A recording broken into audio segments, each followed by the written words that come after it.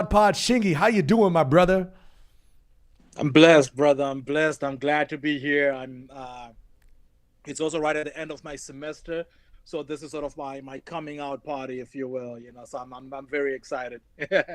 Hey, absolutely. And so listen, for folks that don't know, listen, folks, we shoot the show every Tuesday night live. Shingi Mavima is calling in from Toledo, Ohio. I'm in San Antonio, Texas. We had to bring this brother in. I've known this brother for a long time. It is a true blessing, no pun intended, to know this man. This brother has been there for me, for my crew, for my team in a lot of different ways. Nothing but family, nothing but love to this brother. I am going to let him introduce himself, as humble as he is, to our VodPod viewers. But I'm also going to give him another introduction as well. But I want y'all to hear from his own words, from his own mouth. If you could, brother, tell our audience a little bit about yourself, whatever you want our audience to know, man. Indeed, indeed. So again, thank you so much for having me. Being a fan of the show, I was talking to Maximo months ago when the show started, and it was just sort of talking about the quality of the show, and of course even then it's still gone in leaps and bounds since that time. But yeah, the full name is Blessing Shingi Mavima. Uh, Born and raised in Zimbabwe, I go by Shingi. That's not just an Americanized name. That's actually what my family has called me growing up, and that's what. Yeah. So, but anyway, yeah, I'm Shingi Mavima. I was born and raised in Zimbabwe. Lived in a city called Mutare for a long time. Then lived in the capital city of Harare for a little bit, for a few years in high school, before I came to the United States, where I went to undergrad at Grand Valley State University, Lakers stand up, which is where I met, where my first interactions with Maximo were, he was already a senior by the time I got there, but we built a very solid friendship based on activism and hip hop and just looking out for the good of our people, and writing in particular. I remember always being fascinated by his writing style, which I thought was avant-garde at the time. But right, so yeah, I've since gone on to get my PhD in African American and African Studies with an emphasis on African history, which I now teach at the University of Toledo here. But in all that, that's just the career. I define myself in so many other words as well. I like to, I write a lot, so that's probably a definitive part of my identity, as well as try as much as I can just to be a good citizen, philanthropy and other things like that, which hopefully we'll get the time to talk about today, indeed. But that's a little bit about myself. Yep.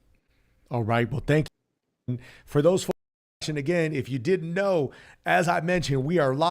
Thank you for bearing with us. We sometimes have some tech and audio issues. I hope if you can hear us, I believe you can, but just bear with us. This is up and down sometimes.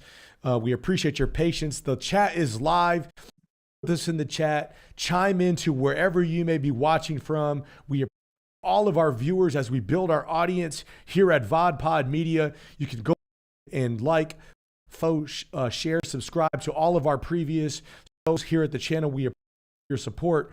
Here we have Shingi, my PhD, assistant professor of history, specializing in Southern African history.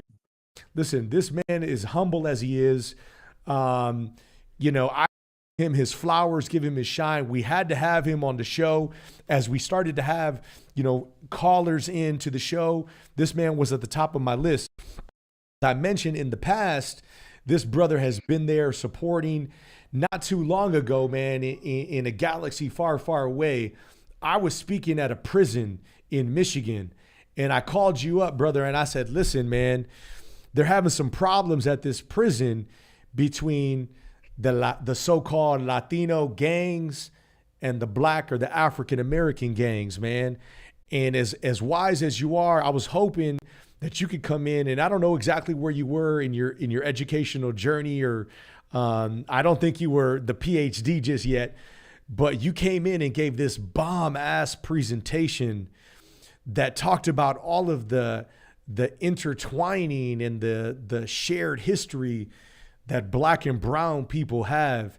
And I remember you starting it out with the image in a PowerPoint presentation of the Pangea as we had come to know it, and how the two continents of the African and South America had perhaps been kind of linked up, dude. And I'll give you and I want to hear what your feedback is on that experience, man, because I'm sure when I told you, look, I need you to come in this prison, you were probably like, bro, man, like what, a prison?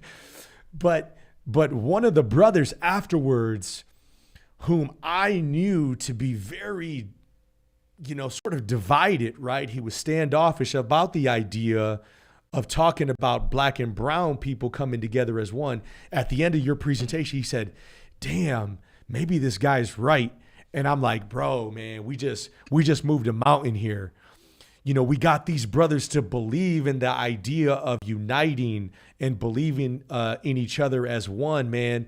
Can you tell me what you remember about that experience, brother?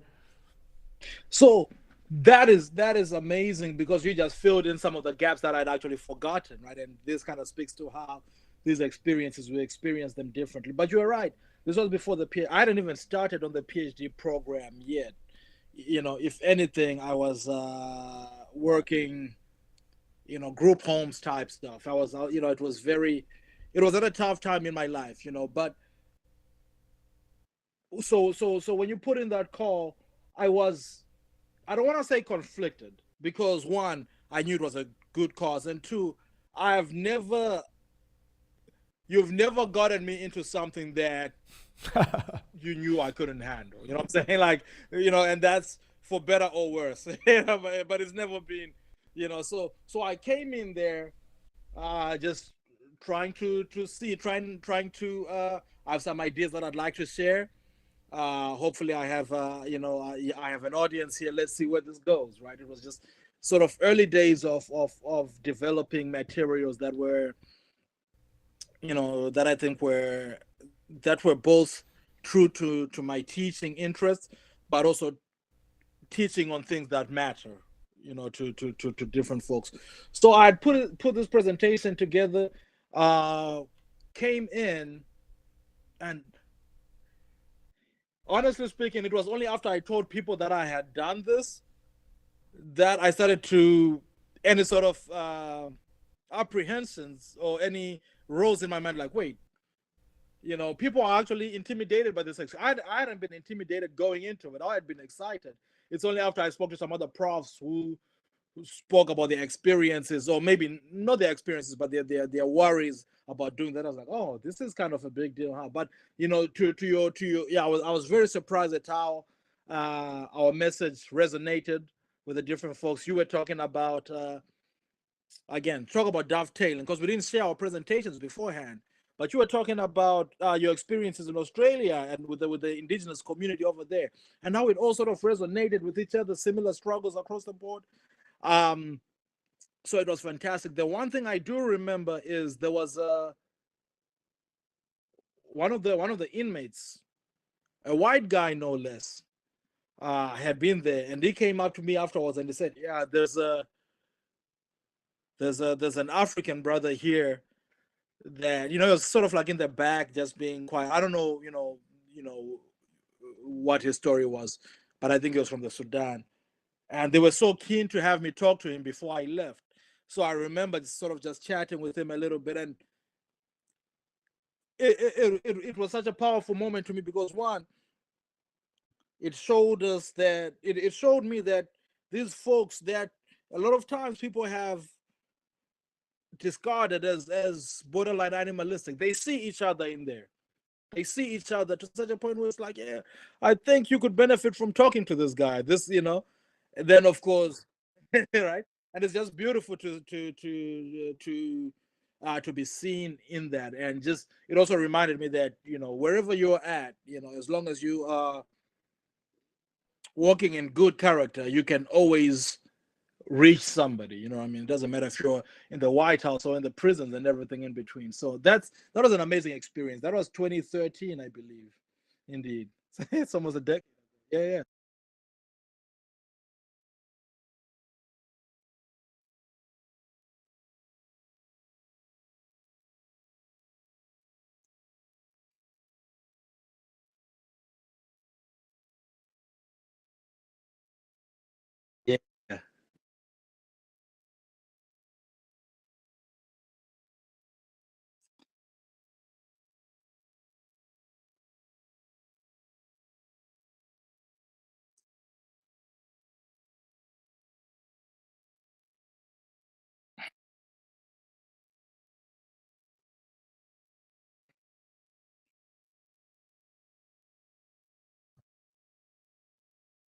Indeed, brother. Yeah. So one of the things that an ideology that I've became sort of synonymous with, I didn't coin it or anything like that, but it's something that I really ran with, especially after the summer of 2020 or during the summer of 2020 when there was the uprising surrounding the killing of George Floyd and so forth.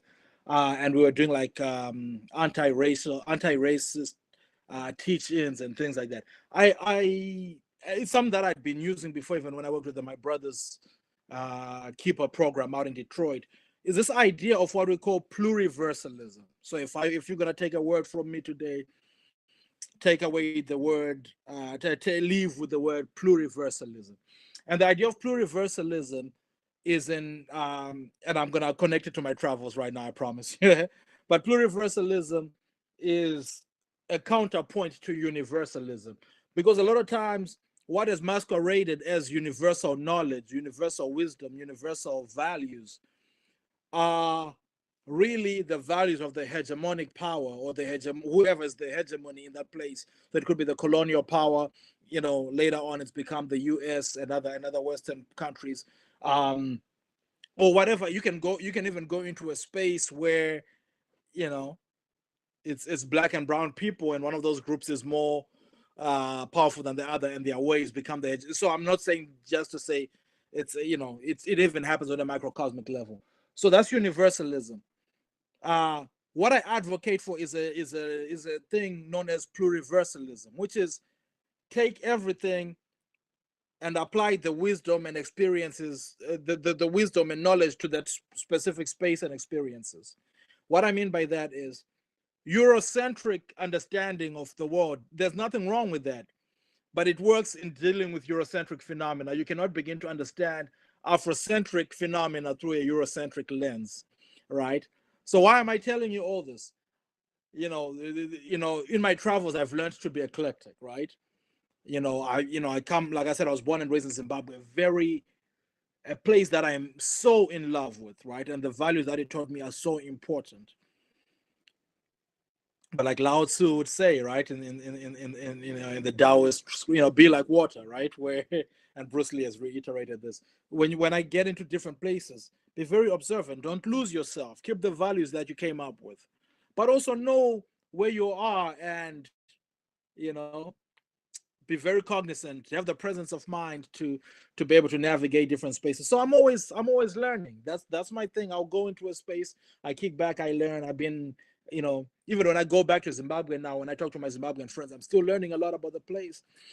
But I've had some amazing experiences across the US, spent some time in Europe, Australia, New Zealand, right? Other parts of Africa as well. And it's I allow myself to learn. We have a saying in Zimbabwe that says in Shona, "Natsakwa kwa udenda usiku," which means like be good, be righteous where you are before you go into the dark, which means you don't want to mess up where you are right now, because you might have to come back, right? Chances be good to people on your way up the ladder, because you need them on your way down. So that's the one thing I've learned in all my travels, man. Just to not desert the values that brought me this far, but to be very flexible and malleable to understanding that my way of doing things is not the only way of doing things. And also, but that said, my way of doing things is not necessarily inferior to the ways that whoever is the hegemony in that certain space is. So pluriversalism, right? Let's see if we can accommodate for a plurality of orientations and viewpoints. Yeah, that's the big thing that I can say I've learned in my travels, really, indeed.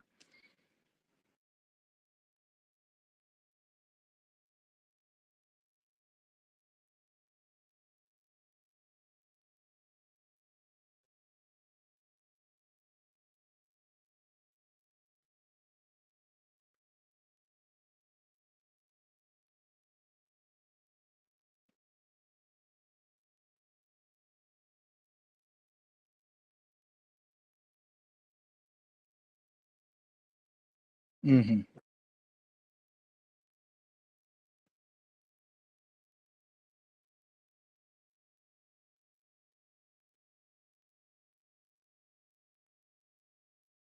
Mm-hmm.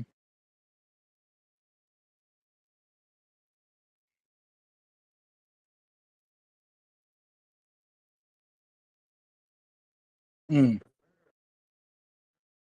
Mm-hmm.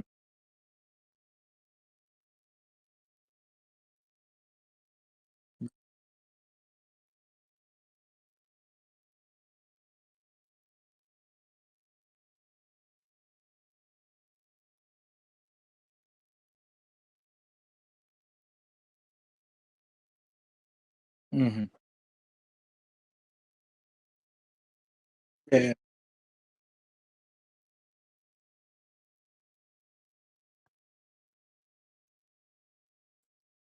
No, for sure. So, um, it's a very interesting narrative, and I think we do ourselves a disservice when these things are not studied in tandem, right? Decolonization in different spaces. In fact, a lot of the scholars that the Afrocentric decolonial scholars that I use right now, they cite a lot of Latin American scholars as sort of like the genesis of decolonial studies, right? Which itself is derives from the work of Southeast Asian scholars, Spivak and so forth. So I say that to say there is such a space for the exchange of ideas here that I don't think we do a good enough to make use of. But yes, so the post-colonial condition, in a nutshell, in Africa, without getting into the nitty-gritties of the very diverse ways in which it manifests over the 54 African countries, um, right? If we look at what many people call the year of Africa, which was 1960. So it's been like 6 decades since that year is called the year of Africa, because that's when a lot of African countries, not the majority, but a lot of African countries, I think 17, got their independence. Then later on, a lot of the Southern African countries, for example, Zimbabwe doesn't get its independence until 1980, Mozambique not until 1974, and then apartheid in the South Africa doesn't even end until the tail end of the century in the 1990s. Um, so what does that mean? So what it means is this very disruptive period in modern history, which was colonialism. And a lot of people like to say, get over it, it doesn't matter. Yeah, you know, that I won't get into the details of that, but that's nonsense. Of course, we should be aiming to progress beyond that, but it's also not nothing. It's definitely something that left a very huge footprint on the continent. So as we headed towards the independence era, right, as people fought for their independence and the powers that be conceded, folks were imagining what a post-colonial space could look like. What does that mean to be a post-colonial state, right?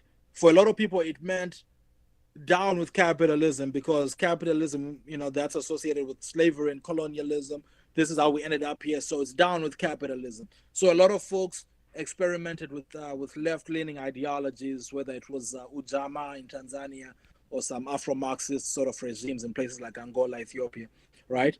Some places, the the revolution, even the fact that the revolution had to be violent in some places, and for others it was a more peaceful transition. All this to say, the some people like Kwame Nkrumah were pushing for a unified Africa, right? Down with these European constructs that are the 50 plus states. Let's unify and have the United States of Africa. Maybe we can have a stronger hand within global geopolitics that way. So all these things were experimented with, right? But ultimately, especially with the end of the Cold War and sort of a transition into this neoliberal era we are in the 21st century, it seems a lot of those ideals, whether it's that gung-ho Pan-Africanism or these alternatives to capitalism, have largely gone out the window, right? So the research and the work that we continue to do is, okay, now that we're here, how can we, is this where we should be, right? And if not, are we going to succeed within these power structures, or should we be looking at alternatives, right? So this is what a lot of the research does. Now, where I come in a lot of times is via using a bottom-up approach as opposed to being a top-down approach. For a long time, the scholarship has been done through top-down approaches, right? What are the leaders saying? What do or what we call big man history, right? So I'm looking at what the common man thinks. What should we be doing, right? So I like to go into the street, into the villages, into the concerts, right? What are the musicians saying about the nation, right? Not the president and not his henchmen, right? But when I read this poetry, what sense of being or identity do I get from the common man? So this is what a lot of my work involves. I know it's it's a life's work sort of boiled down into a couple of minutes response, but that is sort of what my work centers on. And so earlier on I was talking about we do ourselves a disservice when we look at these places in isolation, right? Because the decolonial struggle has been happening in Latin America for at least 100 years before we start talking about it. So how has that past been? What has gone right? What has gone wrong? Right? You might look at a country like Singapore, which was also during the era of African colonialism, was also a colony. It's a tiny, city state, but it's also thriving as an economy, right? What's gone right over there, right? So I think all these things should be put in conversation with each other, and there's such an unexplored space for the uplift of people that we don't talk enough about these things in concert with each other. Indeed. Yeah. And listen, I'm glad that you're touching on these items, and we're giving people a sample tonight of your work, right? We're not going to give them the whole enchilada. They got to sign up for your class to get the full story and get the true service, as you mentioned. So, professor at the University of Toledo in Ohio, Midwest, what has your experience been like in the Midwest? I know you've studied at Michigan State University, Penn State University, Grand Valley State University. You like the Midwest, I take it. Yes, I do. Let me start off by saying that up front, at the risk of, my neighbors who might be listening. I haven't had a problem with it. I'm not saying to say I like it, especially over any other place, but I've been at peace here. I've really enjoyed the pace of life here. I've really enjoyed the certain communities I've been able to get into. There's a growing, I get different